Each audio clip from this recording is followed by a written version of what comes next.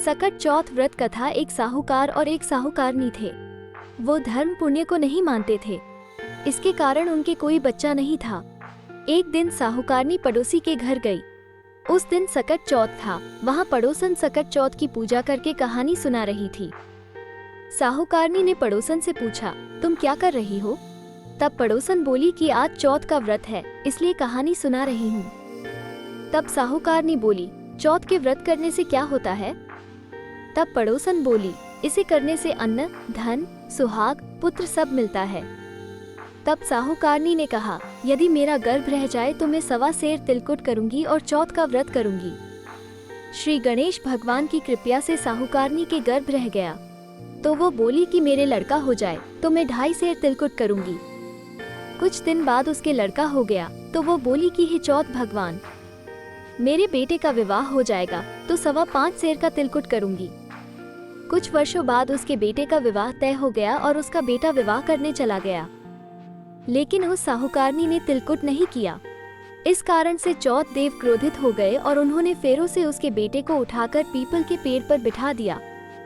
सभी वर को खोजने लगे पर वो नहीं मिला। हताश होकर सारे लोग अपने अपने घर को लौट गए। इधर जिस लड़की से साहूकारनी के लड़के का विवाह होने वाला था, वो अपनी सहेलियों के साथ गणगौर पूजने के लिए जंगल में दूब लेने गई। तभी रास्ते में पीपल के पेड़ से आवाज आई, ओ मेरी अर्धपेही। ये बात सुनकर जब लड़की घर आई, उसके बाद वो धीरे धीरे सूखकर कांटा होने लगी। एक दिन लड़की की माँ ने कहा, मैं तुम्हें अच्छा खिलाती हूँ, अच्छा पहनाती हूँ, फिर भी तू सूखती जा रही है, ऐसा क्यों?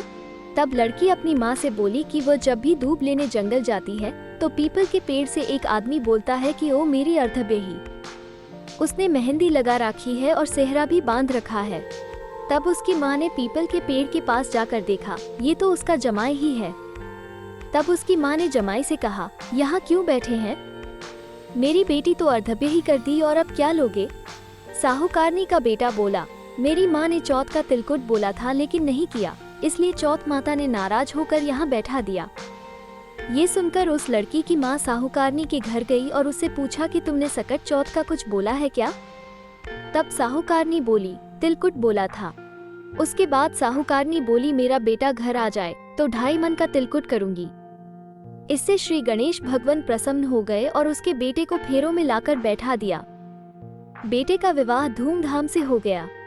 जब साहूकारनी के बेटा एवं बहू घर आ गए, तब साहूकारनी ने 2.5 मन तिलकुट किया और बोली, हे चौथ देव, आपके आशीर्वाद से मेरे बेटा बहू घर आए हैं, जिससे मैं हमेशा तिलकुट करके व्रत करूंगी।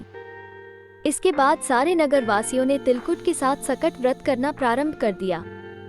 हे सकट चौथ, जिस तरह साहूकारनी को बेटे बहू से मिलवाया, वैसे ही हम सबको मिलवाना। इस कथा को कहने सुनने वालों का भला करना। बोलो सकट चौथ की जय। श्री गणेश देव की जय।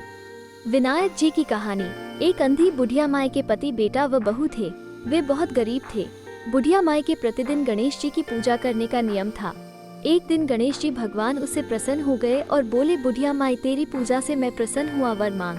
तब बुढ़िया माई बोली, हे कृपा सिंधु, मुझे तो मांगना नहीं आता। तब भगवान गणेश जी बोले, तेरे बेटे से पूछ ले। तब बुढ़िया माई बेटे से पूछी तो बेटा बोला, माँ धन मांग ले।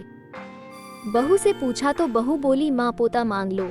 तब माई ने सोचा, ये दोनों तो अपने अपने मतलब का मांग रहे हैं, क्यों ना मैं पड़ोसन से पूछ लूं। पड़ोसन से पूछा तो पड़ोसन बोली, तू क्यों धन मांगे? क्यों पोता, तू तो अपने लिए दीदा गोंडा, आंखें और घुटने मांग ले। तब बुढ़िया माई घर आई और सोचा कि ऐसी चीज मांगनी चाहिए जो बेटा बहू भी खुश हो जाए और अपना भी काम हो जाए। दूसरे दिन गणेश जी भगवान आए और कहने लगे, माई कुछ मांग। तब बुढ़िया माई बोली, दीदा गोंडा देवो, सोने के कटोरे में पोते को दूध पिता देखूं, अमर सुहाग देवो, निरोगी काया देवो, सभी को सुख देवो।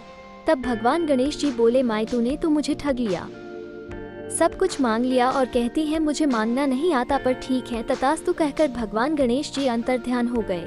बुढ़िया माई के सब सुख हो गए।